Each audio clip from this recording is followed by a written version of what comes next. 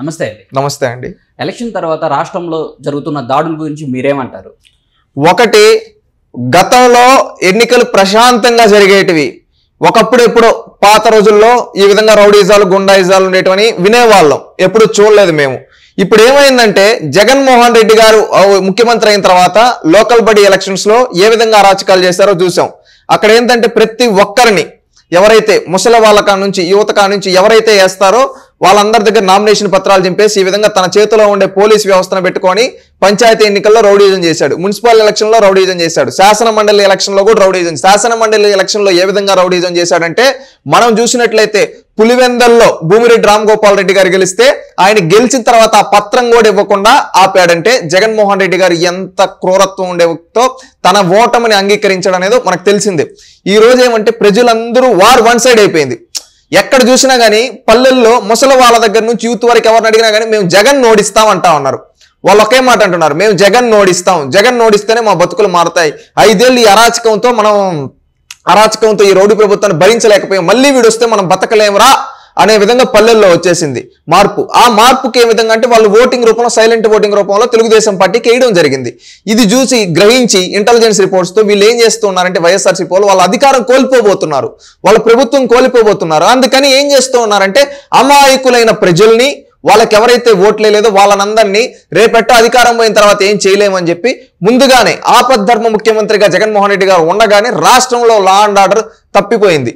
నిన్న స్టేట్ డీజీపీని అదేవిధంగా state CS ని ఎలక్షన్ కమిషన్ ఢిల్లీకి రమ్మనిందంటే దానికి తార్కాణంగా మనం భావించవచ్చు. ఏ విధంగా వీళ్ళే అరాచకాలు చేస్తూ ఉన్నారు. ముఖ్యంగా పల్నాడు ప్రాంతంలో తాడిపత్రిలో, అదేవిధంగా చంద్రగిరిలో అయితే చెవిరెడ్డి మోహిత్ రెడ్డి అతను వయసు ఎంత, అతను ఎంత హుందాతనంగా ఉండాలి రాజకీయాల్లో, ఆడ మనిషిని పట్టుకొని బూతులు మాట్లాడుతూ ఉన్నాడంటే ఇలాంటి వ్యక్తి రాజకీయాలకు అవసరమా?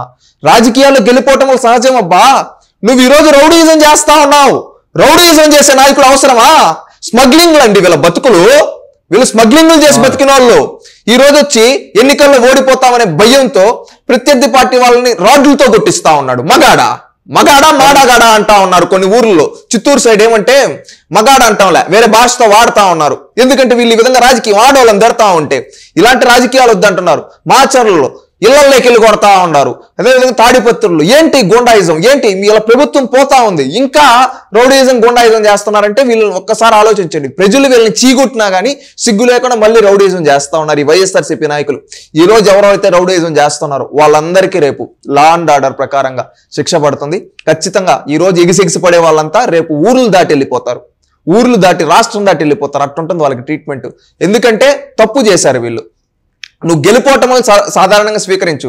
రాజకీయాల్లో ఒకరు గెలుస్తారు, ఒకరు ఓడుతారు, అది మ్యాటర్ కాదు. నువ్వు గెలిచినా ఉన్న ప్రజల మధ్యలో ఉంటే నువ్వు ప్రజానాయకుడివి. గెలిపోవటంతో సంబంధం లేకుండా ఓడిపోతున్నామనే భయంలో ఈ విధంగా దిగజారుతున్నారంటే వీళ్ళలాంటి నాయకులు ఇంకా భవిష్యత్తులో వీళ్ళకి భవిష్యత్తు ఉండదు. ఎందుకంటే రాజకీయంగా ఎలాంటి భవిష్యత్తు లేదు వీళ్ళకి. వీళ్ళని కూడా లేపు ఎవరైతే ఈరోజు మాచర్లో ఎగిసి పడుతున్నాడో, అదేవిధంగా చిత్తూరులో చంద్రగిరిలో ఎవరైతే ఎగిసిపడతా ఉన్నారో, ఈ రోజు అయితే చంద్రగిరిలో ఎగిసిపడిన భాను రెడ్డి ఏదో పేరు, అతని పేరు రామచంద్రపురం, అతను ఎత్తుకొని పోయి బొక్కలో వేశారు ఈరోజు. రేపు అదేవిధంగా ఎవరైతే ఎగరతా ఉన్నారో వాళ్ళందరి పైన కూడా చర్యలు ఉంటాయి. అది పోలీస్ అధికారులు కూడా ఎవరైతే వన్ సైడ్గా చేస్తున్నారో వాళ్ళందరి పైన కూడా లా అండ్ ఆర్డర్ ప్రకారంగా వాళ్ళు రేపు చట్టం ముందు దోషులుగా నిలబడబోతున్నారు.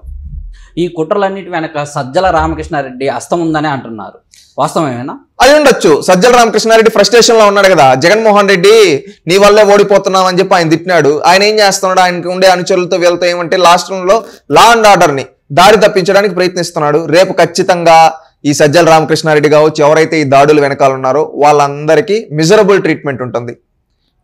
అలా treatment, miserable treatment law and order ప్రకారంగా ఉండబోతుంది ఖచ్చితంగా. ఈ రోజు వీళ్ళు చేసిన ప్రతి ఒక్క అరాచకానికి రేపు జవాబు ప్రజలు చెప్పిస్తారు. ఎందుకంటే రేపు గవర్నమెంట్ పోయిన తర్వాత ఇదే సజ్జల రామకృష్ణారెడ్డి రోడ్డు పైన పోతా ఉంటే అదే జనాలు ఈ రోజు అతని చేతిలో బాధితులు రేపు అతన్ని కొట్టేస్తే రాళ్ళు తీసి ఎవడు అడుగుతాడు? డమ్మీ కేసులాగా పోతుంది. ఎన్నికల తర్వాత రాష్ట్రంలో దాడులు జరిగే అవకాశం ఉందని కేంద్రం హెచ్చరించినా గానీ రాష్ట్ర డీజీపీ కావచ్చు, సిఎస్ కావచ్చు పట్టించుకోకపోవడానికి కారణం ఏంటంటారు? ఒకటి, సిఎస్ గురించి ప్రత్యేకంగా చెప్పాలి. సిఎస్కి ఏంటంటే కుల పిచ్చి ఎక్కువ అన్నట్టుగా నేను విన్నాను. ఎందుకంటే కులం కూడు పెడుతూ గుణం గుర్తింపునిస్తారంటారు. ఈ గుణం లేని ఈ కొంతమంది అధికారులు కొంతమందికి పాలెగాళ్ళుగా పనిచేస్తా ఉన్నారు. పాలెగాళ్ళ రాజ్యంలో పనిచేస్తున్నారు. ముందున్నాడు ఒక డీజీపీ, స్వామి భక్తి ఎక్కువ, ఎలక్షన్ కమిషన్ తీసి పారేసింది. ఇప్పుడు మారాడు కాబట్టి డీజీపీ కొద్ది పర్లేదు, లేకపోతే ఇంకా ఎక్కువ ఉంటుంది. ఇప్పుడు సిఎస్ ఒకడున్నాడు, ఆయన్ని కూడా బీకేస్తే రాష్ట్రంలో లా అండ్ ఆర్డర్ కంట్రోల్ లేక వస్తుంది. ఈయన ఏంటంటే సొంత పక్కన ఒక తోక ఉంటుంది, ఆ తోక కోసం పనిచేస్తారు. ఆ తోకల కోసం పనిచేయొద్దండి, మారండి. మీరు ఒక అధికారులు, ప్రభుత్వ అధికారులు హుందాతనంగా ఉండండి. అంతేగాని మా వ్యక్తి మావాడు అనుకుంటే రేపు అతనితో పాటు మీరు కూడా శ్రీకృష్ణ జన్మస్థానానికి వెళ్తారు. గుర్తుపెట్టుకోండి. మారతారు అనుకుంటున్నా. జూన్ 4 తర్వాత ఈ సిఎస్ లేపేస్తారు. ఖచ్చితంగా లా అండ్ ఆర్డర్ కరెక్ట్ గా ఉంటుంది. ఇలాంటి రౌడీజం అసలు జరగదు. ప్రజలందరికీ మంచి సుపరిపాలన ఉంటుంది. ఈ రౌడీ పాలనకి జూన్ 4న ఫుల్ స్టాప్ పడబోతుందని నేను భావిస్తూ ఉన్నాను. ఈ సిఎస్ను కూడా కుదిరితే మార్చేయాలి. ఇలాంటి పక్కన తోకల కోసం పనిచేసే వ్యక్తులు ఈ వ్యవస్థలో అవసరం లేదు.